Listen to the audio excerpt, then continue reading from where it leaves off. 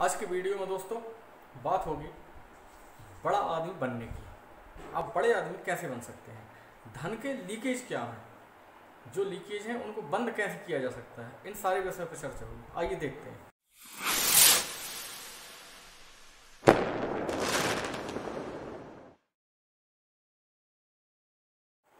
नमस्कार दोस्तों, मैं राकेश शाहबख्शी, आपका हेल्थ वेल्थ लाइफस्टाइल एडवाइज़र। आज बात होगी बड़ा आदमी कैसे बने या धन के लीकेज को कैसे रोकें। तो मैं कहूँगा कि धन का लीकेज जो है, सबसे बड़ा लीकेज आपका क्रेडिट कार्ड है। यदि आप क्रेडिट कार्ड है आपके पास तो आप ये समझें कि आपका धन अनावश्यक रूप से खत्म हो रहा है। चाणक्य जो हमारे सबसे बड़े अर्थशास्त्री हैं भारत के, उन्होंने कहा है कि यदि जिस घड़े में, जो घड़ा आपने देखा होगा कि घड़े में एक छेद भी है तो वो कभी भर नहीं सकता। तो दोस्तों इसी प्रकार से यदि आपके पास क्रेडिट कार्ड है तो आप कभी भी संपन्नता का सपना नहीं देख सकते हैं। इसलिए क्रेडिट कार्ड बंद कर दें, क्योंकि इसमें जो ब्याज लगते हैं वो अनाप शनाप लगते हैं और आपको पता भी नहीं चलता कि आपकी जेब से कब कितना पैसा कटता जा रहा है या निकलता जा रहा है।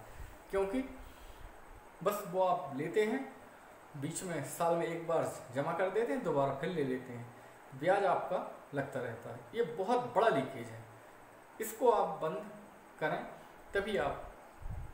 दूसरा लीकेज है बड़ा घर। हर भारतीय, आम भारतीय का एक सपना होता है कि बहुत बड़ा घर बनाएंगे। जितना जरूरी हो, जितनी आपकी परिस्थिति अनुमति दे, उतना आप घर बनाएं। इसके बाद तीसरा जो लीकेज है वो है महंगी शादी करना, एक्सपेंसिव मैरिज।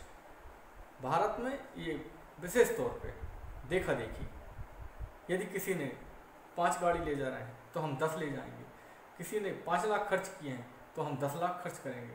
भाई आपकी जो परिस्थिति है उस हिसाब से आप खर्च करें तो आपका धन संग्रह का सपना या बड़ा आदमी बनने का या आर्थिक आज़ादी प्राप्त करने का सपना सफल हो सकता है। अगला जो लीकेज है दोस्तों, ये है महंगी शिक्षा।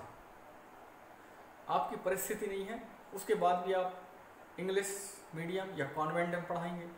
चलो उसके बाद हायर एजुकेशन में पता चला आपने 11 लाख रुपए खर्च कर दिए एमबीए कराने में, जबकि 11 लाख रुपए यदि आप शायद मार्केट में या कोई व्यवसाय स्थापन करते तो आपका एक बिजनेस मॉडल खड़ा हो जाता।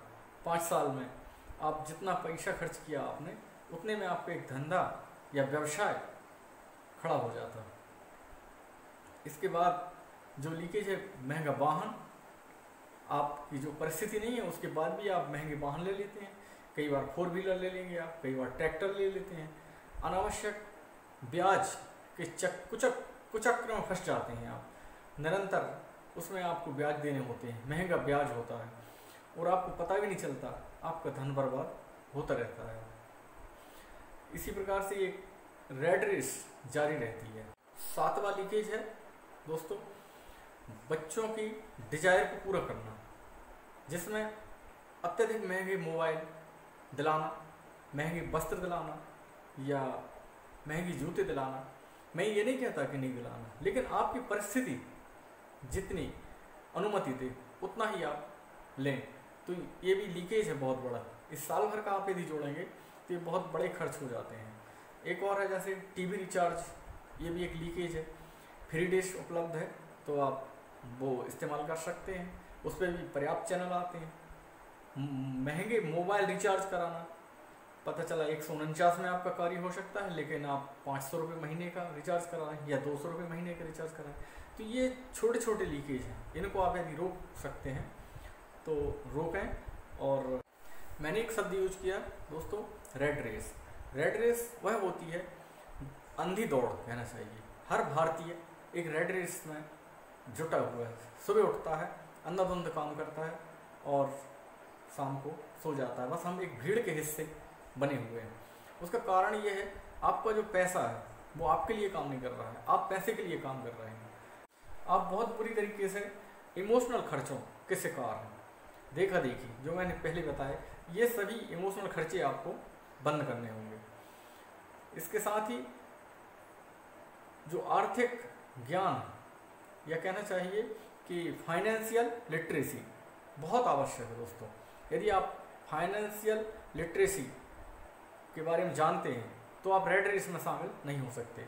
होता क्या है, आप अनावश्यक रूप से कर्ज कर लेते हैं और उस ब्याज को चुकाने में रेड रेस में लगातार दौड़ते रहते हैं, अंधी दौड़ में करते रहते हैं, और आप इस कर्ज को चुकाने में अपने बहुमूल्य जो आप अपने विकास के काम में कर सकते थे वो पैसा उसमें खर्च करते रहते हैं। कहने का मतलब ये है कि फाइनेंशियल लिटरेसी इसलिए आवश्यक है कि आप उतना ही खर्च करें जितनी आपकी परिस्थिति अनुमति देती है।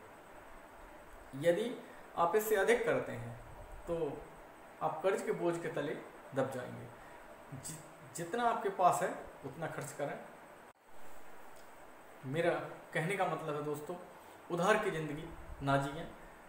जो आपकी आर्थिक स्थिति है उसके अनुकूल व्यवहार करें। जो आपकी आर्थिक स्थिति आपको अनुमति प्रदान करती है उतना ही खर्च करें। भूल कर भी उधार की ज़िंदगी ना जिएं। हाथ जोड़ के आपसे मैं आग्रह करता हूँ कि आर्थिक अज्ञानता को दूर करें और आर्थिक या कहें फाइनेंशियल लिटरेसी के प्रति जागरूक हों, तभी आप एक अच्छी आर्थिक आज़ादी प्राप्त कर सकते हैं। दोस्तों आज बात हुई और ये लीकेज बंद करने के लिए, जो पैसा कमाने में लीकेज है ये यदि आप बंद कर लेते हैं, अगला वीडियो जो है वो पैसा कैसे कमाएं इस विषय पे होगा। तो आज का प्रयास यदि आपको अच्छा लगा हो तो दोस्तों इसको लाइक करें, शेयर करें, सब्सक्राइब करें।